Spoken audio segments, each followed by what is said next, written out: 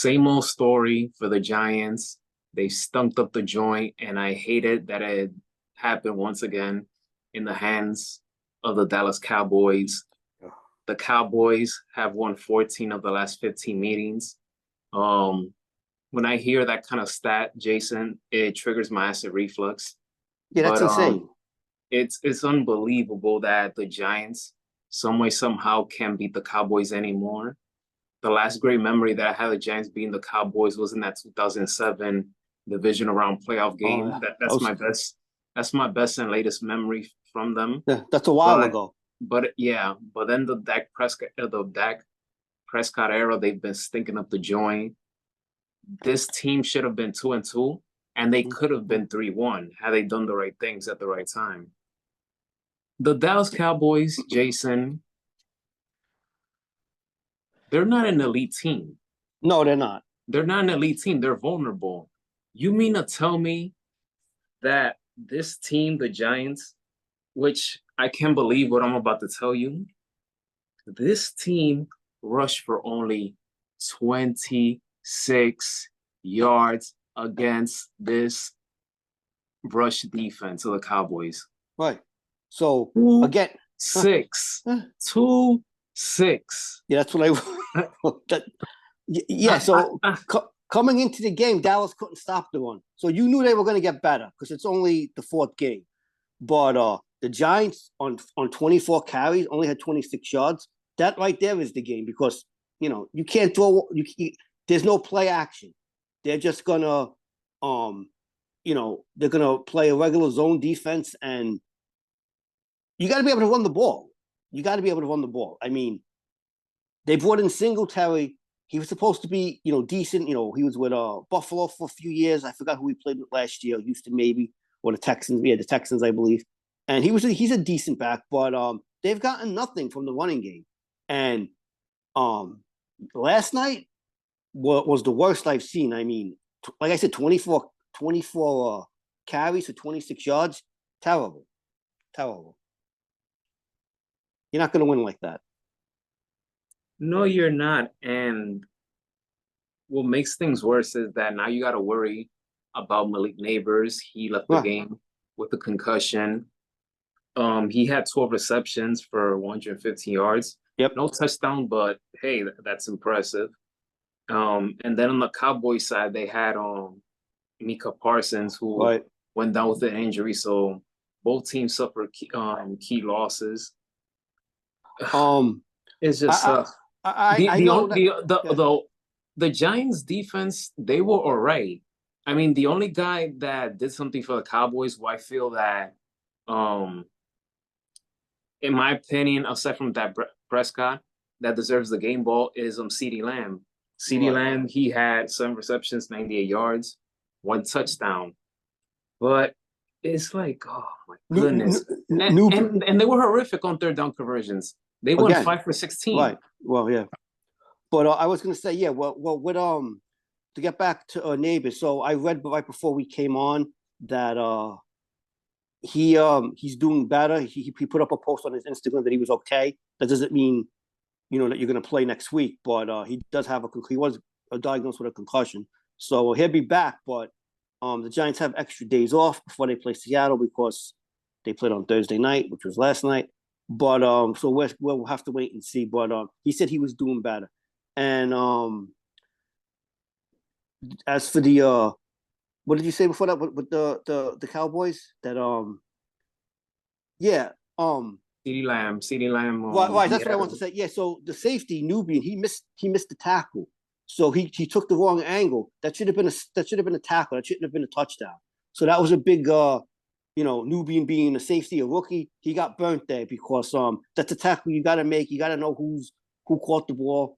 Lamb is the only guy that's really going to hurt you out of the wide receivers. He's their big scorer, who hasn't played well in the previous 3 games until last night. And he took the bad angle, and he completely blew the tackle, and Lamb ran in for an easy touchdown. and Daniel Jones. I mean, he did certain things right. The thing that makes my head scratch is that he can't throw the long ball. Nope. No, That's what makes me my head makes me no. scratch my head. So something needs to be done there. So far, listen to this. In the last four home games, which they were all losses, by the way, Daniel Jones has zero touchdowns and seven interceptions. That's not gonna get the job done. Now, the Giants, they lost this Right. game. Okay, fine. Their next game is against Seattle. They're going to be on the road. And then the following game, they'll come back home to play against the Bengals. The Bengals defense has been horrific so far this year. So the Giants need to win one of those two games. If they lose both Right. games, that's it. Season is Yeah, over. no, I agree. So you're right. So Jones had some chances. He threw some balls long, but not connecting. They were either underthrown or overthrown. So it's an incomplete pass any way you see it. So what we see is the teams that the Giants play, their defenses are not worried about Daniel Jones throwing the ball downfield, at least on a regular basis. Because even when he does it, he doesn't make the they don't make the catch, or it's like I said, overthrown or underthrown. But that's another reason why you can't run the ball either. I mean, there's no fear either way. They're not really worried about the Giants' offense. The Giants last season were the worst offensive team in the league. I think they averaged 15 points a game or something like that, which is horrendous if you think about it. And they only scored 15 points last night. So something has to give. I mean, the defense played well. They had only got one sack, but they played well enough. They gave the Giants a chance to win the game because the game was still going into the fourth quarter was the Giants had a chance to win the game, at least score and take the lead, but none of that happened, as we know. But so I don't know. I don't really know what the Giants are going to do at this point. Maybe the best you can do is hopefully maybe they get the running game going, and that'll open up more offensive chances. And Jalen Hylett, he was a big time. I think he was a third round pick, and he has been a non-factor. I don't even know if he's on the field most of the time. He had zero catches for 0 yards yesterday, and he hasn't done anything this in the previous 3 games. So he was supposed to be a part of the offense, the second or third wide receiver. He's rarely on the field. We've seen more from Robinson and Slayton, and they only get, they had okay games. Robinson had 11 catches for 71 yards, so he made up for it. But Hylett was supposed to be part of the offense too, and we haven't seen that come to light either. Now the Giants, their next chance of trying to get some sort of revenge against the Cowboys, it will be on Thanksgiving Day. Oh God. When I looked at the schedule, I said the Giants playing on Thanksgiving Day. So I Well, said, all right. Dallas. So I said, okay, all right. I mean, that's always been a tradition of mine on Thanksgiving to watch the Macy's parade, watch football, and just spend time with the family. That's it. The simple things in life. I, But I football usually is I usually yeah, go ahead. sleep through the parade and then I watch the football game to eat. But I mean, the yeah, parade I is the mean, first thing I watch because it's in the morning. But right, then yeah, no, once I'm only once once 12 o'clock hits, forget about it. right. So I think Detroit, Dallas, and play every year on Thanksgiving, and they added 2 other teams every year as the night game, or however they work it out. There's usually 3 games on Thanksgiving. So the Giants have just happened to fall. They're going to play in Dallas on Thanksgiving. I mean, I wouldn't be looking forward to that at the rate we're going.